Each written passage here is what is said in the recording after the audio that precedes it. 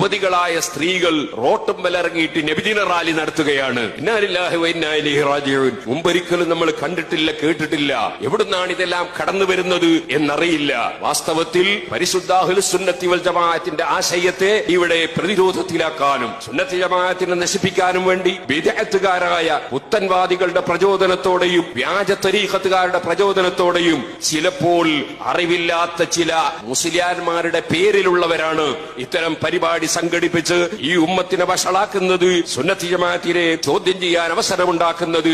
അവരുടെ വഞ്ചനയിൽ ഒരു മഹല്ല് കമ്മിറ്റിയും ഒരു മദ്രസ കമ്മിറ്റിയും പെട്ടുപോകരുതെന്നും നിങ്ങളുടെ മുൻഗാമികൾ നിങ്ങൾക്ക് കാണിച്ചു തന്നതുപോലെ നല്ല മൗലിദോതി, ബുറുദ ചൊല്ലി, മദ്ഹ് ചൊല്ലി, ഭക്ഷണം കൊടുത്ത്, ഖുർആനോദി, ദുആ ചെയ്ത് റാലി നടക്കുകയാണെങ്കിൽ അത് പുരുഷന്മാര് മാത്രം റാലിയാക്കി അങ്ങനെ അള്ളാഹു പൊരുത്തപ്പെട്ട നിലക്കല്ലാതെ ഒരു ദപ്പ് കയ്യിൽ കിട്ടിയാൽ പിന്നെ എന്തു തോന്നിവാസവും ചെയ്യാം എന്നതും നബിതങ്ങളെ മദ്ഹാണെന്ന് പറഞ്ഞ് ഏതാണിനും പെണ്ണിനും ഒരുമിച്ച് കൂടാമെന്നതും ആരും തന്നെ അനുവദിച്ചതാണെന്ന് ചിന്തിക്കരുത്. സമസ്ത കേരള ജമിയത്തുലമയുടെ പ്രസിഡന്റ്, സെക്രട്ടറി തുടങ്ങിയ ആലിമീങ്ങളെ സ്റ്റേജിലിരുത്തിയാണ് ഞാൻ ഈ കാര്യം പറയുന്നത്. പണ്ഡിതന്മാർ അവരുടെ ഉത്തരവാദിത്വം നിർവഹിക്കില്ലെങ്കിൽ അള്ളാഹുവിന്റെ അടുക്കൽ അവർ ചോദ്യം ചെയ്യപ്പെടുമെന്നതുകൊണ്ട് തന്നെ ഈ കാര്യം തുറന്നു പറയുകയാണ്. നാം നമ്മുടെ മുൻഗാമികളായ ആളുകൾ കാണിച്ചു തന്നതുപോലെ വളരെ ഭംഗിയായി മൗലിദ് പരിപാടികൾ നടത്തണം.